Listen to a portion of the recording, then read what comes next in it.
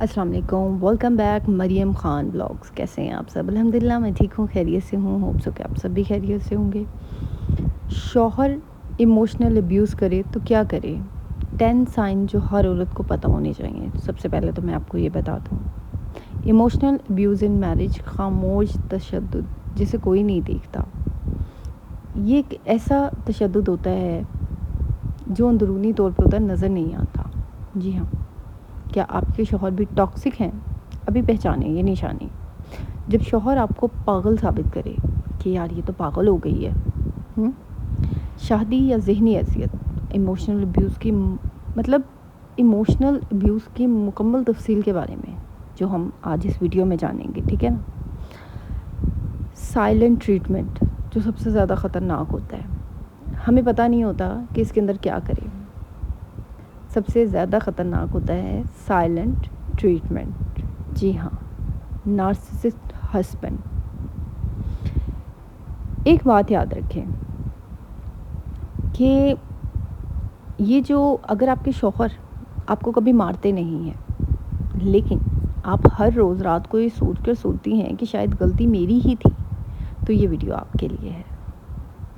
अक्सर ऐसा होता है ना कि मतलब हस्बैंड हाथ नहीं उठाते, कुछ कहते नहीं हैं, लेकिन इतने ज़्यादा नार्सिसिस्ट और टॉक्सिक होते हैं कि हम लोग सोचते हैं कि यार हमारी ही गलती थी। क्योंकि इमोशनल अब्यूज़ कोई ज़ख़म नहीं छोड़ता, कोई निशान नहीं छोड़ता, लेकिन ये आपकी सेल्फ़ एस्टीम, आपकी जो है खुशी और आपके वजूद को अंदर से खोखला कर देता है।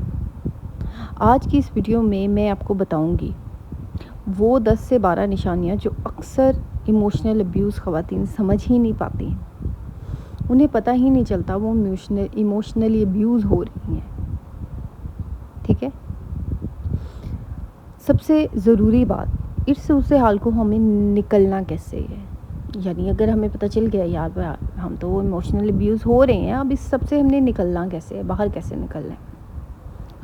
तो सबसे पहली बात, गैस लाइटिंग क्या होती है और शौहर ये क्यों करते हैं, आपको पता है? तो आज इस वीडियो को आपने लास्ट तक ज़रूर देखना है, क्योंकि इस वीडियो से आपको आपके बहुत से सवालात के आंसर मिल जाएंगे। शौहर के हवाले से जितने आप लोग मुझसे क्वेश्चन करते हैं ना, मैं कोशिश करूँगी कि आज की इस वीडियो में आप लोगों के साथ सारे वो क्वेश्चंस के आंसर शेयर कर दूँ। इमोशनल अब्यूज़ या ये ऐसा होता है कि जिसमें एक शख्स जो है ना वो दूसरे शख्स को अल्फाज या खामोशी या रवैये के ज़रिए अपने कंट्रोल करता है। इसको कमज़ोर यानी महसूस करवाता है कि तुम तो बहुत कमज़ोर हो, you are nothing without me, तुम कुछ भी नहीं हो, मेरे बग़ैर तुम एक कदम नहीं उठा सकती। उसको इंसल्ट करना और पल भर में अपने आप अपना रवैया चेंज कर देना। इमोशनली से टॉर्चर करना, मेंटली, मतलब आप समझ नहीं पाती कि अच्छे हैं बुरे हैं, क्या क्या है, क्या आपको कंट्रोल करना। ये फ़िज़िकल वायलेंस की तरह नज़र नहीं आता। इसमें ना कोई ज़ख़म होता है, ना कोई नील, ना कोई निशान, लेकिन साइकोलॉजी में कहते हैं कि इसके असरात कभी कभार फ़िज़िकल अब्यूज़ से भी ज़्यादा गहरे होते हैं। शायद जिस्मानी तशद्दुद के निशान तो मिट जाते हैं, लेकिन ये जो मेंटली और इमोशनली आपको अब्यूज़ किया जाता है, इसके निशान बहुत लंबे अरसे तक आपके जो है ना दिमाग पे छाए रहते हैं, शायद सारी ज़िंदगी ये रहते हैं। क्योंकि फिर एक ट्रस्ट बिल्ड करना बहुत मुश्किल हो जाता है। आपको समझ नहीं आता कि यार ये इंसान अभी तो बहुत बुरा था, एकदम से अच्छा हो गया, तो मतलब आप समझ नहीं पाते। आप एक कश्ती, तैरती कश्ती नहीं होती जो इस तरह डामाडोल हो रही होती है, आप उसमें सवार होती हैं। क्योंकि रोज़ रोज़ मुस्तकिल तौर पर होता रहता है ये काम। क्योंकि जो सामने वाला इंसान होता है, जो शौहर होता है, उसको इस चीज़ में सेटिस्फेक्शन मिलने लग जाती है। जब एक औरत रोती है, एक औरत गिड़गिड़ाती है, एक औरत अपने आप को ही गलत समझती है। सबसे मुश्किल बात ये है कि ज़्यादातर ख़वातीन को ख़ुद भी पता नहीं होता कि वो इमोशनली अब्यूज़ का शिकार हैं। वो समझती हैं शायद ये नॉर्मल है, मेरे हस्बैंड की आदत ही ऐसी है। हर शादी में ऐसा होता है शायद मेरी ही गलती है, क्योंकि सोसाइटी में हम लड़कियों को इतना कर दिया गया है कि डिवोर्स हमारी वजह से हुई, हाथ उठाया तो शायद तुम्हारी वजह से, तुमने ज़ुबान चलाई होगी तो हाथ उठाया, ऐसा ही है ना, तुम घर नाराज़ हो के आई हो तुम्हारी वजह से हुआ है। तो यानी हम सोसाइटी में हर गलती की ज़िम्मेदारी माँ औरत पे डाल दी है। माँ बाप की तरफ से कुछ हो गया उसकी ज़िम्मेदार तुम हो, मायके ने आपको गुस्सा किया ज़िम्मेदार तुम हो, ठीक है। हर चीज़ से ज़िम्मेदार औरत होती है, हमारी सोसाइटी में ऐसा कर दिया गया है। तो हमें लगता है कि इट्स नॉर्मल यार, शायद मेरी ही कहीं ना कहीं गलती होगी। इसलिए आज हम तफसील से बात करेंगे ताकि आप ख़ुद को पहचान सकें। सबसे पहले साइन जो होता है, आपको मुसलसल क्रिटिसाइज़ किया जा रहा है। अगर शोहर हर बात पर, चाहे खाना हो, लिबास हो या फैसले, मतलब कुछ भी हो, आपको क्रिटिसाइज़ करे, मतलब आपकी कभी तारीफ़ नहीं करनी, तो ये एक बहुत बड़ी निशानी होती है। इस तरह क्या होता है कि आहिस्ता आहिस्ता आपके अंदर जो कॉन्फिडेंस होता है वो ख़त्म हो जाता है। जब आपको मुसलसल क्रिटिसाइज़ किया जा रहा होता है, आपने खाना बनाया है उसके अंदर नुक्स निकाल दिया, आपने कपड़े पहने हैं, ये तो तुम्हारे अच्छे नहीं पहने कपड़े, तो अच्छे नहीं हैं, आपने अच्छे जो है आपने कोई फ़ैसला कर लिया कि यार हमें यहाँ जाना है वहाँ जाना है, नहीं तुम्हें नहीं पता, तुम नहीं कर सकती, मैं ही करूँगा। आहिस्ता आहिस्ता आपको लगता है कि शायद मैं अच्छा खाना नहीं बनाती, मेरी चॉइस कपड़ों में अच्छी नहीं है, मैं कोई फ़ैसला नहीं कर सकती, मुझे कुछ नहीं पता। और मतलब आपको ये चीज़ बावर करवानी होती है, अगला बंदा आपको ये चीज़ करवा रहा होता है, एहसास दिलवा रहा होता है कि यार तुम तो बिल्कुल पेंडू हो, तुम्हें तो कुछ पता ही नहीं है, ऐसे ही है। अच्छा, मोस्टली ये चीज़ें उन ख़वातीन के साथ तो बहुत ज़्यादा हो रही होती हैं जिनके मुझे आते हैं कि जो आउट ऑफ कंट्री में रहती हैं। उनको ये चीज़ ऐसे एहसास दिलवा रहे होते हैं जैसे वो खुद बंदे जो है ना वो तो वहीं की पैदावार हैं, उन्होंने अंग्रेज़ों की औलादें हैं, और बीवी जो है वो कोई पाकिस्तान से ले आए हैं, और जैसे कोई अनपढ़ ही ले आए हैं, ख़ुद तो इनको बड़ा नॉलेज होता है ना, जैसे इन्होंने पूरा यूरोप छाना हुआ होता है। तो आगे बीवी को कह रहे होते तुम्हें क्या पता है यहाँ के असूलों का, तुम्हें क्या पता है यहाँ ये वो, अपने आप को पता नहीं जैसे कौन से ब्रिटिश में या कोई बड़े कहीं पे तुम लोग यूरोप में लगे हुए हो ना, कोई बड़े वो कि बीवी को कुछ पता नहीं, हाँ बीवी तुम्हें चाहिए पाकिस्तानी पढ़ी लिखी बीवी चाहिए है। तो सबसे जो होता है ना क्रिटिसाइज़ करना हर बात पे, तुम्हें तो यहाँ के रूल्स का नहीं पता, तुम्हें तो कपड़े पहनने नहीं आते, तुम्हें तो खाना बनाना नहीं आता। अच्छा, मज़े की बात यह है कि खाना तुम्हें घर का बीवी का चाहिए, तो भैया अगर नहीं पसंद आता तो जाके बाहर खा लिया करो। गैस लाइटिंग, ये सबसे ख़तरनाक किस्म है। इसमें शौहर आपकी हकीकत को ही झुठला देता है। मज़े की बात यह है कि वो जो हकीकी बात होती है उसी को झुठला, यानी आप ही को झूठा बना देना। मैंने ऐसा कभी नहीं कहा, तुम ज़्यादा सोचती हो, यानी अपनी बात से मुकर जाना। बहुत से हस्बैंड्स ये करते हैं यार, मर्द मोस्टली ये करते हैं कि वो अपनी बात से मुकर जाते हैं। मतलब वो आप ही को कहते हैं कि तुम्हारी मेमोरी ख़राब है, तुम पागल हो गई हो।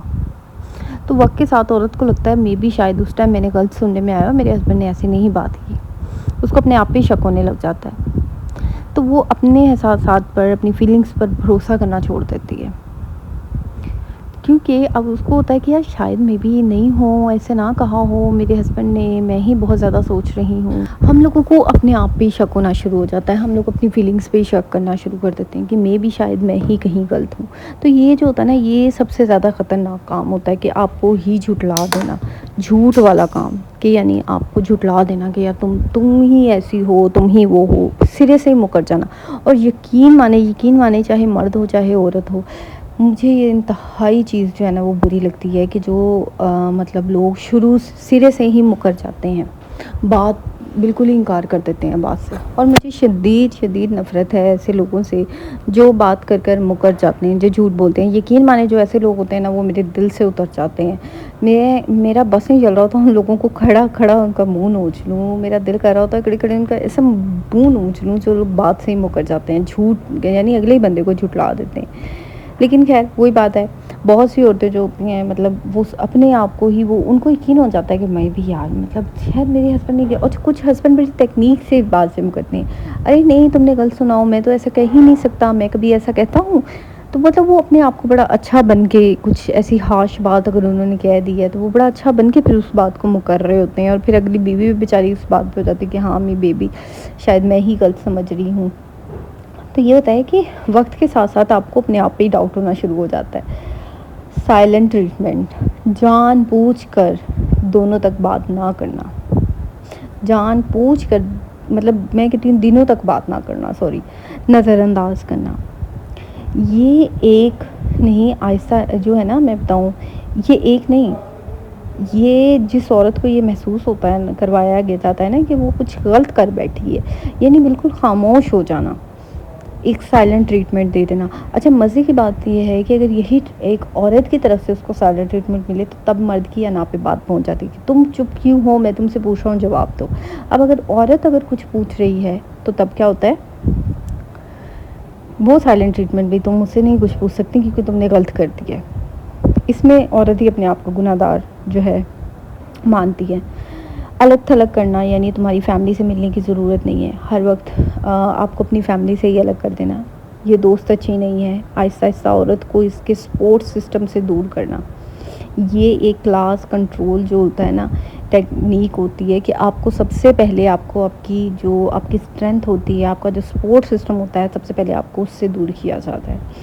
आपकी मदर है, आपकी सिस्टर है, यानी सबसे पहले उनके ख़िलाफ़ आपको किया जाता है आहिस्ता आहिस्ता, कि उन्हें पता होता है कि ये इनका इसका सपोर्ट सिस्टम है।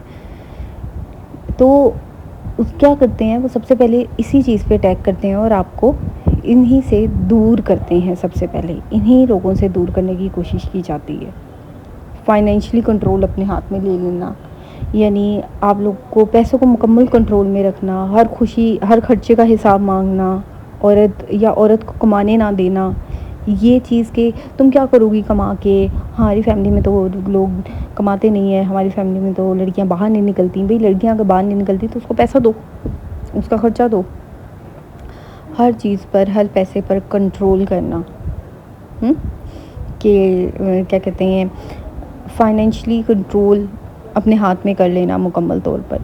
इसके अलावा जज्बाती ब्लैकमेलिंग बहुत होती है इन सब में ना, कि अगर तुमने ये नहीं किया तो मैं तुम्हें, समटाइम ऐसा होता है कि डायरेक्ट तलाक की धमकी दे दी जाती है, मैं तो तुम्हें तलाक दे दूँगा अगर तुमने मेरी बात नहीं मानी, बच्चे मुझे दे दूँगा, जो है ये खौफ के ज़रिए आपको कंट्रोल करना कि मैं तो ये कर लूँगा, मैं तो वो कर दूँगा। आपको इमोशनली ब्लैकमेल किया जाता है क्योंकि उन्हें पता होता है कि एक औरत इस चीज़ से ब्लैकमेल हो जाएगी।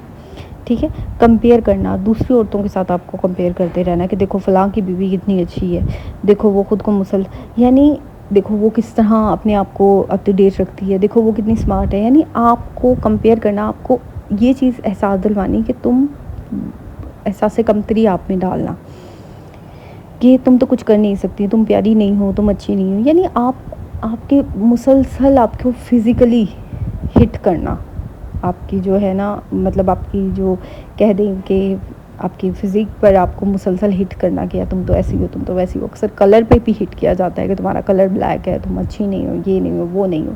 तो आपको कंपेयर करना, जिससे क्या होता है, आप मुसलसल आपको ना ये लगने लग जाता है कि हाँ, मेरे अंदर ही कोई ख़राबी है, वो तो बहुत अच्छी है औरत। तो इसके अलावा एक होता है कि जज़्बात को मामूली समझना, आपकी फ़ीलिंग्स की कोई कदर नहीं होती। जब औरत अपनी तकलीफ़ बताए ना तो शोर कहता है तुम तो ओवर रिएक्ट कर रही हो, ठीक है ना, एवं झूठी बातों को, छोटी-छोटी बातों को बढ़ावा दे रही हो। यानी आपकी फ़ीलिंग्स को बिल्कुल इग्नोर कर देना, आपकी फ़ीलिंग्स की कोई कदर नहीं करनी। उनको लगता है कि सिर्फ़ हमारी फ़ीलिंग्स होती हैं, बाकी की तो कोई फ़ीलिंग है ही नहीं। ऐसे ही है। थ्रेट, धमकियाँ देना, बार बार तलाक की धमकी देना, रिश्ता ख़त्म करने की बात करना। अब इससे बहुत सी औरतें खौफज़दा हो जाती हैं। अच्छा, मज़े की बात ये है कि जिस मर्द ने तलाक देनी होती है ना, वो दे देता है, लेकिन जब मर्द ये देखता है कि मैं इसको तलाक की धमकी दे रहा हूँ और ये बहुत ज़्यादा हर्ट हो रही है, रो रही है, तो वो इंजॉय करता है उस बात को। अच्छा, मज़े की बात ये है कि इसके अंदर हमारी औरतें जो हैं वो क्यों इतना थ्रेड होती हैं या क्यों इन धमकियों से असरअंदाज उन पे करती हैं। इसमें सबसे ज़्यादा कसूर जो होता है ना, वो हमारे पीछे जो हमारा सपोर्ट सिस्टम होता है, कमज़ोर सपोर्ट सिस्टम का इसमें सबसे ज़्यादा असर होता है। इसमें क्या होता है कि हमारे जो सपोर्ट सिस्टम है वो बहुत ज़्यादा वीक होता है। उनमें इतनी हिम्मत नहीं हो कि आके अगले बंदे का मुँह तोड़ दें, भाई तुमने मेरी धमकी क्यों दी हमारी बेटी को।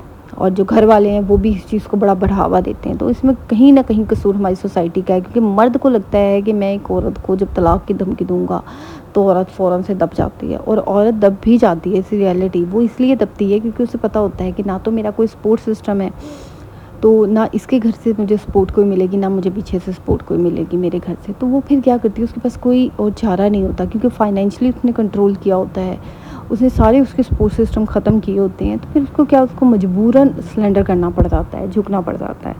तो ये एक बड़ी चीज़ होती है।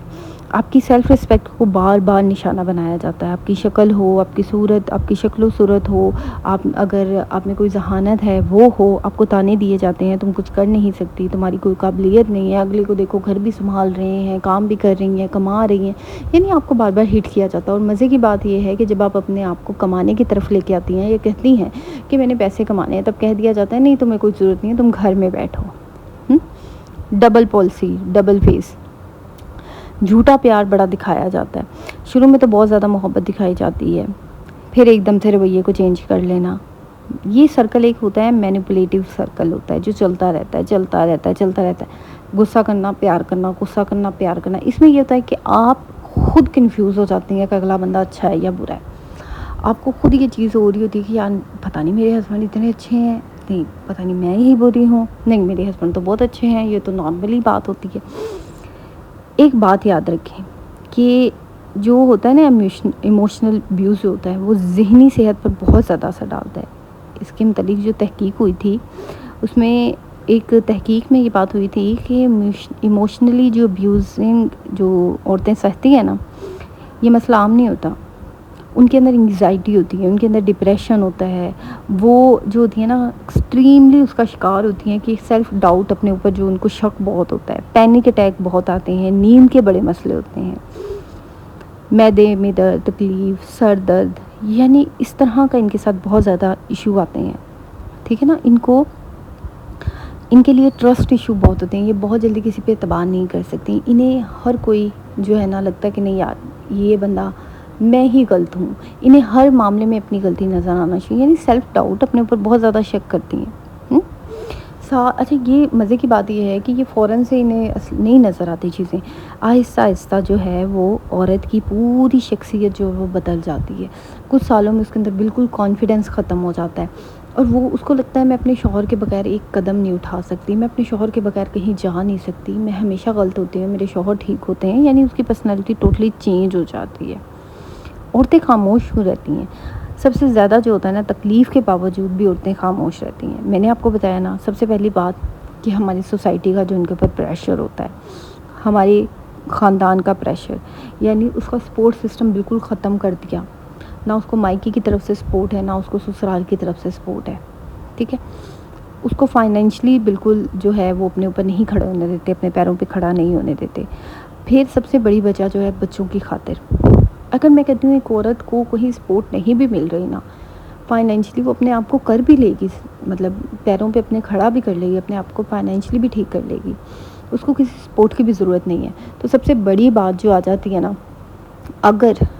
अगर यार उसे बच्चों की वजह से सबसे ज़्यादा जो है वो टॉर्चर किया जाता है। अगर उसे बच्चों की खातिर, मतलब ये होता है कि उसको ये लगता है कि बच्चों का फ्यूचर ख़त्म हो जाएगा, मैं अकेले किस तरह बच्चे संभालूंगी, ऐसा ही होता है ना। यानी औरतें खुद पर यकीन नहीं कर पाती, उन्हें खुद पर एतबार नहीं होता, यकीन नहीं होता, तो शायद एक उम्मीद उनके अंदर बनी रहती है और इसी उम्मीद पे वो कई कई साल और ज़िंदगी गुजार देती हैं कि शायद ये बदल जाए। हाँ, मज़े की बात है वो ख़ुद को नहीं बदलने की कोशिश करती, अगले बंदे से उम्मीद लगा के बैठ जाती हैं। मेरे से जितनी औरतों ने बात की अबाउट हस्बैंड, मैं सिर्फ एक बात करती हूँ कि देखें, अगले बंदे से उम्मीद मत लगाया करें, अपने ऊपर वर्क करना शुरू कर दें। आई नो तलाक़ हर मसले का हल नहीं होती, समटाइम हमें जो है वो तलाक़ नहीं भी लेनी होती, तो हमें इसी बंदे के साथ गुजारा करना होता है, तो कम से कम अपने ऊपर वर्क करना शुरू कर दें। ठीक है, अब इसका हल क्या होता है? सबसे पहले ये हल जो होता है ना, पहले तो ये पहचानें कि अब्यूज़ है क्या। सबसे पहला कदम ये होता है कि ये तस्लीम करना है कि नॉर्मल नहीं है, ये चीज़ जो हो रही है ये नॉर्मल नहीं है, इट्स नॉट नॉर्मल। जब तक आप इसे प्रॉब्लम तस्लीम नहीं करेंगी, आप सोल्यूशन की तरफ नहीं बढ़ेंगी, ये बात याद रखें। आपके लिए नॉर्मल है कि बस कभी बोल लिया, कभी अच्छे हो गए, कभी बुरे हो गए, कभी मूड बना लिया, कभी ठीक हो गए, it's normal. No, it's not normal, ये नॉर्मल नहीं है। आपको क्या करना है, आप क्या करती हैं, आप अगले बंदे को बदलने खड़ी हो जाती हैं, ऐसे ही है, शायद बदल जाए। यार वो बंदा नहीं बदलेगा। हाँ, आपने कोई 2 साल के बच्चे को गोद नहीं लिया या साल के बच्चे को गोद नहीं लिया हुआ, वो एक मर्द है, 30-35 साल का मर्द है, वो नहीं बदलेगा। बदलना नहीं है उसने, अपने आप को बदलें। अपनी आदत को बदलें। अब बहुत सी औरतें कहती हैं आप हम नहीं छोड़ सकते हस्बैंड को। भई आपको छोड़ने को कौन कह रहा है? कौन कह रहा है आपको कि आप इस बंदे को छोड़ें? मत छोड़ो भई। पता है मुझे कि हमारी सोसाइटी में ये चीज़ नहीं होती, हम नहीं छोड़ सकते। बंदे को साथ रखो, बच्चों के बाप बना कर रखो, साथ रखो, बच्चों का बाप बना कर रखो इस बंदे को, ठीक है? तो सबसे बड़ी बात है अपनी फीलिंग्स पर भरोसा करो। आपका मकसद, अपने आप पर शक ना करें, अपनी फीलिंग्स पर भरोसा करें कि यार मैं कर सकती हूँ, ठीक है? आपकी हकीकत पे यकीन रखने में मदद देगी कि जो ज़िंदगी, देखें उस बंदे ने अगर आपकी बात को झुठला दिया है, ओके, उसने झुठला दिया है, उसने कह दिया कि तुम झूठ बोल रही हो, मैंने तो ऐसा कुछ नहीं कहा था। अब आपको पता है कि मैं जितना इस बंदे को कहूँगी ये उतना मुकरेगा, इसने मानना नहीं है। वहाँ से बैक स्टेप लें, खामोश हो जाएं। अब नेक्स्ट अगर कुछ ऐसा हो, कोशिश करें, अगर तो आपने अगले बंदे के मुंह पे बात करनी है तो रिकॉर्डिंग कर लें, दैट्स इट। हम लोग क्या करते हैं, अक्सर हमारे मोबाइल ड्रेसिंग पे पड़े हैं, बेड पे पड़े हैं, नॉर्मली हमारे सामने पड़े रहते हैं, ऐसे ही होता है, नॉर्मली हमारे सामने मोबाइल, उस पर रिकॉर्डिंग लगा के पढ़ रख लें ताकि आप बाद में उन्हें सुनाएं और वो इनकार ना कर सकें, वरना इग्नोर करो, दैट्स इट। अब देखें आपके हस्बैंड, समटाइम कुछ हस्बैंड ऐसे होते हैं कि जब बड़े वो खुश होते हैं ना, तो बड़े तुम मुझे बेगम बताया करो कि मेरे अंदर क्या ख़राबियाँ हैं, मैं ठीक करूँगा ना, तुम कर, तो उन्हें बड़े प्यार से कहें देखें आप तो मानते ही नहीं हैं, आप तो अगले बंदे को झुठला देते हैं, फिर कैसे ठीक करेंगे? ठीक तो वो बंदा करेगा ना जो कबूल करता है कि हाँ भाई मैंने ये कहा या मैंने ये किया, दैट्स इट। इससे ज़्यादा आपको जवाब देने की ज़रूरत ही नहीं है, बस। इसके अलावा अपनी सपोर्ट सिस्टम बनाएं। अक्सर औरतें बड़ी गलती करती हैं कि अपनी फैमिली के बारे में बहुत डिस्कस करती हैं अपने हस्बैंड से, अपनी मदर हो, अपनी सिस्टर हो, अपने फादर हो, यानी अपनी फैमिली को, अपनी फ्रेंड्स को बहुत डिस्कस करती हैं अपने शौहर के साथ। फिर जब वही हस्बैंड लड़ाई झगड़ा करता है ना, सबसे पहला रगड़ा आपकी फैमिली को, फ्रेंड को, दोस्तों को लगता है। मज़े की बात ये है, और उन्हीं के ऊपर तुम्हें ताने मिल रहे होते हैं। सबसे पहले तो ये चीज़ करना छोड़ दो। अपनी फैमिली को, अपने हस्बैंड को, अपनी फैमिली को अपने हस्बैंड के साथ शेयर करना छोड़ दें, अभी के अभी छोड़ दें। कोई ज़रूरत नहीं है आपको शेयर करने की, ठीक है? सपोर्ट सिस्टम अपना बनाएं, जो आपका सबसे बड़ा हथियार होता है, सपोर्ट सिस्टम, ठीक है? बाउंड्री सेट करें। आपके साथ एक दफ़ा हो गया, अब ये नहीं है कि 2 दिन बाद आपके हस्बैंड बड़े खुश हो रहे हैं, बड़े प्यार से आपके पास आ रहे हैं और आप खुश होगी, हाँ भाई कोई नहीं, बदल गए हैं, कुछ नहीं होता, हो जाता है, मियाँ बीवी हैं, एक लिमिट तक होता है। मियाँ बीवी में एक लिमिट तक होता है, ये बात याद रखें, हद से ज़्यादा नहीं होता। बाउंड्री सेट करें। जब आपके मियाँ हस्बैंड अच्छे हो जाए ना, तो उनको साफ बोलें कि आपका ये रवैया मुझे बिल्कुल भी कबूल नहीं है। मैं बीवी हूँ आपकी, इस चीज़ से तो मुझे इनकार नहीं है, जाहिर है, लेकिन अपने रवैये पे थोड़ा कंट्रोल करें, बस। इससे ज़्यादा आपको लेक्चर देने की ज़रूरत नहीं, क्योंकि जब मूड अच्छा होता है ना, तो बीवियाँ बड़े बड़े लेक्चर देना शुरू कर देती हैं और उसका कोई फ़ायदा नहीं होता, कोई फ़ायदा नहीं होता उसका। जब आप ऐसे बंदे पे देखें, क्योंकि उस बंदे को भी पता होता है कि ये मुझे तब्दील करने पे लगी हुई है, मेरी तरफ सारा ध्यान है इसका, वो बंदा फिर और चढ़ता है और अपने आप को बिगाड़ के आपके सामने पेश करता है।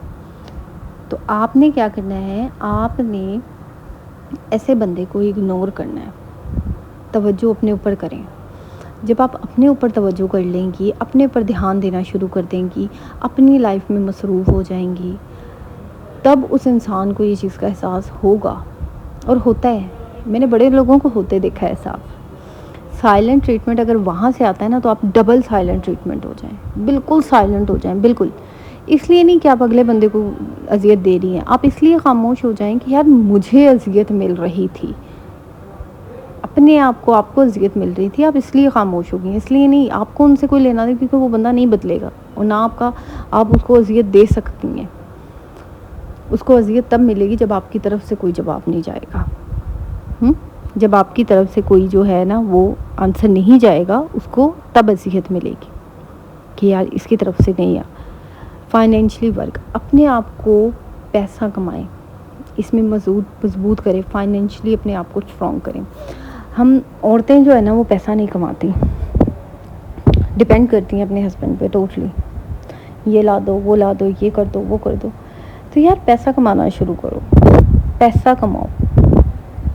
जब आप पैसा कमाएंगे ना, आपके हाथ में चाहे 1000, 2000, 3000 ही है, लेकिन पैसा हो आपके हाथ में। पैसा कमाना बहुत ज़रूरी है। अगर आपको अपने आप मतलब इस जो इमोशनल अब्यूज़ जितना भी हो रहा है या ज़हनी टॉर्चर से आज़ादी चाहिए, तो इसका हल ये है कि अपने आप को फाइनेंशियली इंडिपेंडेंट करें। इससे आपके अंदर एक कॉन्फिडेंस आएगा, आपके अंदर एक कॉन्फिडेंस आएगा कि यार मतलब मैं एक स्ट्रॉन्ग हूँ। कम से कम आपको ऐसे बंदे के बार बार मुंह नहीं लगना पड़ेगा, पैसा नहीं मांगना पड़ेगा ऐसे बंदे से बार बार। छोटी मोटी स्किल सीखें, कोई काम शुरू करें। इसके बाद हम अच्छा बहुत ज़्यादा अगर बात है यानी बहुत ज़्यादा काम ख़राब है, तो कोशिश करें किसी ऐसे इंसान से बात शेयर करें जो आपको मुखलसाना मशवरा दे। अब जैसे मुझसे बहुत सी औरतें अपनी इस प्रॉब्लम पे ना मैंने इसलिए वीडियो बनाई है क्योंकि मुझे पिछले 3-4 औरतों को एक दिन में मैंने 3-4 कल मैंने 3 औरतों से बात की थी। सिर्फ उनका मसला ये था कि हमारे हस्बैंड हमें इमोशनल अब्यूज़ करते हैं। कोई कह रहा था कि हमें ताने देता है, कोई कह रहा था कि हमारे मतलब उसका एट द एंड रिज़ल्ट यही मिलता होता था कि उनके हस्बैंड क्या कर रहे हैं उनके साथ, उनके साथ खूब उनको जो है तनकीद करना, क्रिटिसाइज़ करना, ताने देना, धमकियां देना, फिर उसके बाद अच्छे बन रहे हैं। तो उधर से मैंने कहा यार ये तो डबल फेस बंदे वाला है। तो बहुत सी औरतें यही कि आप ही हम क्या करें। इसमें हल यही है कि यार आप ऐसे बंदे से फासला रखें, बाउंड्री सेट करें, अपने आप को स्ट्रॉन्ग करें, अपने आप को इल्ज़ाम ना दें। अब्यूज़ कभी भी औरत की गलती नहीं होती। खामखा आपको इतना भी मतलब आपको एक वो चीज़ करवाना कि यार तुम तो ऐसी हो, तुम तो ऐसी हो, तुम तो ये हो, तुम तो वो हो। अपने आप को ना ऐसे करें, सोच कर अपने दिमाग ना मतलब और मज़ीद अपने आप को टॉर्चर मत करें। आपके हस्बैंड अगर आपसे पूछें कि मैं तुमसे पूछ रहा हूँ मुझे जवाब दो, तो बिल्कुल हल्की सी स्माइल के साथ ना उनको जवाब दें, और सिर्फ इतना जवाब दें कि मेरे पास कोई जवाब ही नहीं है, आप बताएं। बात ख़त्म। आपके मेरे पास कोई जवाब नहीं है, आपके पास सवाल है तो जवाब भी होगा। जितना रिलैक्स खुद को उस बंदे के सामने शो करवाएंगे, उतनी जल्दी वो बंदा कमज़ोर पड़ेगा। आपका रिएक्शन, आपका चीखना, आपका चिल्लाना, आपका रोना उस बंदे को पावर देता है।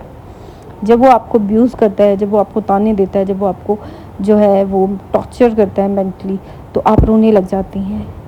आप 2 दिन बाद आप मनाने खड़ी हो जाती हैं, आप रोना शुरू कर देती हैं, आप हर्ट होती हैं, आपका मूड बन जाता है, आप सबसे नाराज़ हो जाती हैं, जिससे उस बंदे को पावर मिलती है कि हाँ देखा मेरे बगैर ये औरत कुछ नहीं कर सकती। ऐसा ही है। तो उससे पावर मिलती है उसको, वो चार्ज होता है बंदा और उसे सेटिस्फेक्शन होती है। फिर 1-2-3 दिन बाद वो बंदा खुद ही सेट हो जाता है, फिर अगले दिन उसका वही तमाशा शुरू हो जाता है। कभी ऐसी औरतें जो अपने हस्बैंड से बहुत ज़्यादा इमोशनली अब्यूज़ होती हैं, आज मुझे एक सवाल बताएं, कभी आपने जब आपके हस्बैंड आपको ताना देते हैं आप रोती हैं? और रोते हुए कभी आपने अपने हस्बैंड के फेस को देखा है? कितना सेटिस्फाई होता है उनका फेस, ऐसा लगता है जैसे पता नहीं कितनी थकन उतर गई है आपको देखकर रोते हुए। क्योंकि उनको पावर मिलती है, उनको सुकून मिलता है कि हाँ भाई देखो मैंने इस औरत को झुटला भी दिया, मैंने इस औरत को इमोशनली कितना टॉर्चर भी किया है। क्योंकि ये औरत कहीं जा नहीं सकती, इसने इधर ही रहना है। ना तो इसके माँ बाप पूछते हैं इसको, ना ये खुद, ये मेरे बगैर कुछ है ही नहीं। अगर कुछ कमा भी रही है तो मैं ऐसे इसका लेके सारा उड़ाई जा रहा हूँ, ऐसा ही। यानी उसने आपको, उस बंदे ने आपको इतना कंट्रोल कर रखा हुआ है कि जाना कहाँ है, आपने खाना क्या है, पहनना क्या है, सब अपने बंदे की पसंद का। और औरतें बड़ी खुश होकर पहनती हैं, हमने अपने हस्बैंड के पसंद का सूट पहनना है। ओ भाई अच्छी बात है, पहनो, 1 दिन पहनो, 2 दिन पहनो, 3 दिन पहनो, क्या सारी ज़िंदगी अपने हस्बैंड की पसंद का पहनना है? आपकी पसंद कहाँ है? उस बंदे के सामने आपने अपनी पसंद को बिल्कुल मार दिया है, खाना छोड़ दिया अपनी पसंद का कि मेरे हस्बैंड को ये पसंद नहीं है तो मुझे भी पसंद नहीं है। वाह, तो अपने आप को हमने खुद ही अगले बंदे को हमने मौका दिया हुआ है, अभी रज के ज़लील करो। हम ज़लील अभी नहीं हुए, अब तुम अच्छी तरह ज़लील करो हमें, ऐसा ही है। हम अपने आप को इल्ज़ाम देना, आप ठीक कह रही हैं, मेरी ही गलती है।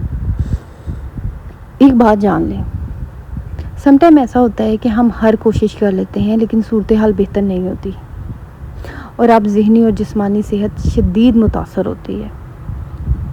तो एक बात याद रखें, अपने हक़ के लिए यहाँ पे आपको खड़ा भी होना पड़ सकता है।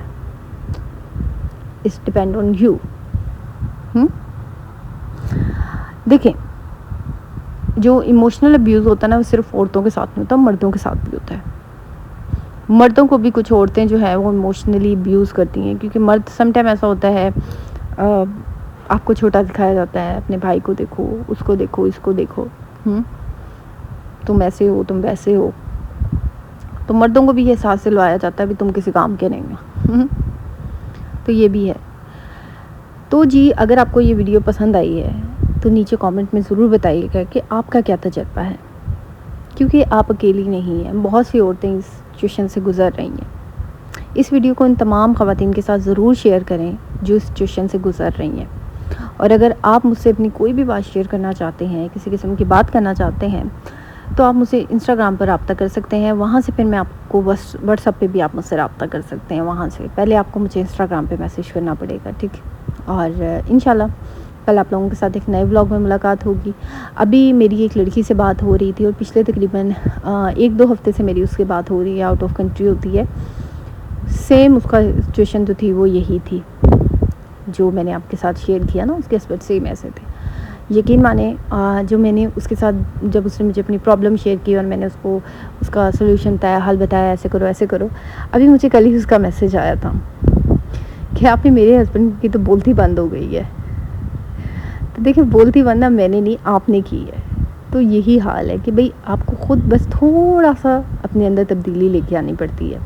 अपने आप को इस चक्कर से, इस साइकिल से बाहर निकालें, सर्कल से, ठीक है। अपने आप को इस सर्कल से ना बाहर निकालें।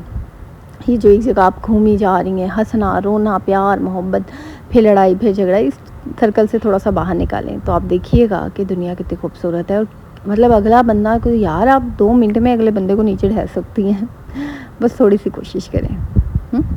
आई होप सो कि आज का व्लॉग आप लोगों को अच्छा लगा होगा। ज़रूर बताइएगा मुझे मेरा व्लॉग कैसा लगा। आई होप इंशाल्लाह कल आप लोगों के साथ एक नए व्लॉग में मुलाकात होगी। दुआ में याद रखिएगा और अपना ढेर सारा ख्याल रखिएगा। अल्लाह हाफ़िज़, टेक केयर, बाय बाय।